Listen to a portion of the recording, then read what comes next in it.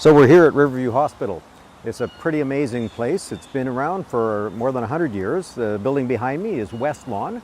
It's the oldest of the buildings. It was the first building built.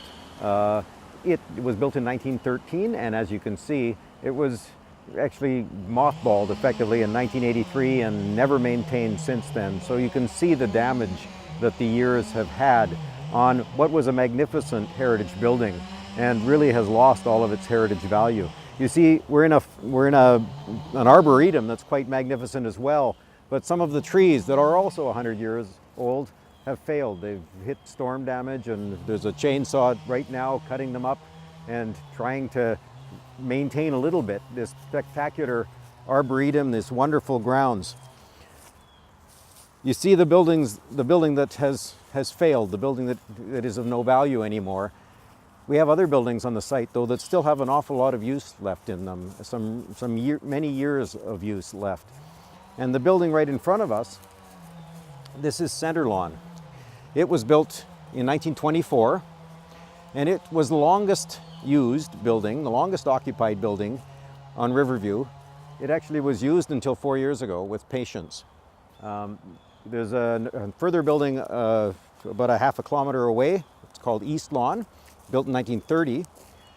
The one that's used the most for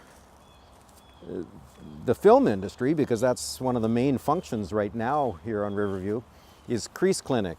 Crease Clinic was built post-war.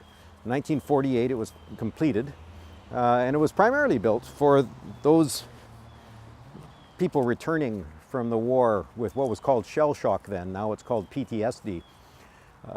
And many of those veterans were treated for years in that really spectacular building. And today it's used primarily by the film industry as a university, as a justice building, as a penitentiary, any number of roles that it plays in film.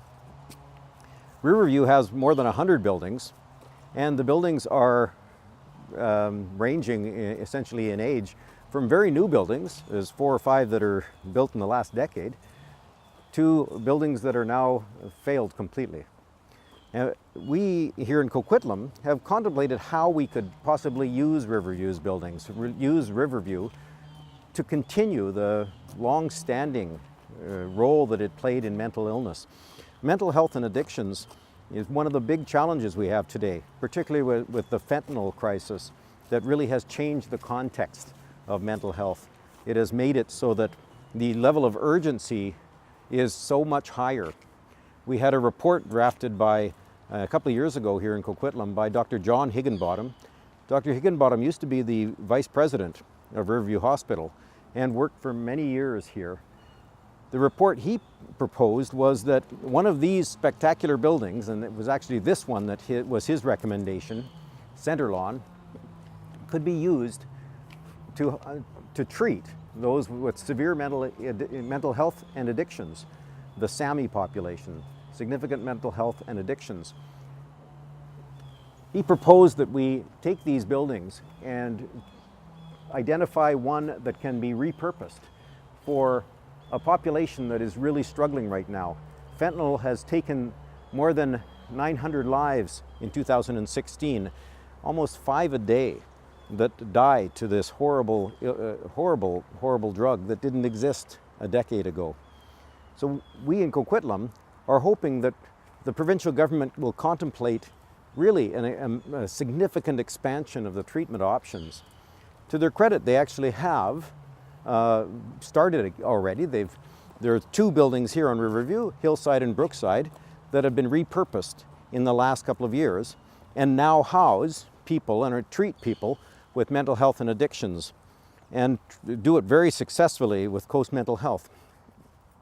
There's another 2 buildings that are currently under construction. They're breaking ground to replace the Burnaby Centre for Mental Health and Addictions at Willingdon, but also to replace the Maples Adolescent Mental Illness Treatment Centre, again for addictions, and the Provincial Assessment Centre.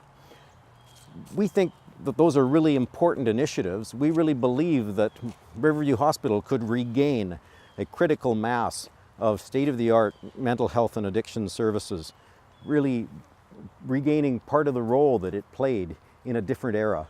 This was built as an asylum. This was built in an era when we stored the mentally ill. But with the introduction of antipsychotic and psychiatric drugs, it was possible to move mental health treatment back into the community. And that worked for many, but it failed many. We believe now that there is a role for some institutional care, and we're looking to the province to contemplate whether some of that could be here at Riverview, with repurposed buildings, renovated buildings, but also with the new buildings that are under construction. My name is Richard Stewart. I'm Mayor of Coquitlam, and we're standing here on Riverview, the Riverview Hospital lands, 240 acres of spectacular heritage buildings and arboretum and forests. 240 acres that has been dedicated for 100 years into the service of British Columbians who have mental illness and who have addictions. We've called on the provincial government to contemplate re-establishing one of these buildings for the treatment of addictions here in the province, and really re-establishing mental health services on the site. My family faces mental health issues, and we know, as many families do, the challenges with mental illness and addictions. We in Coquitlam want that kind of service to be re-established here at Riverview Hospital.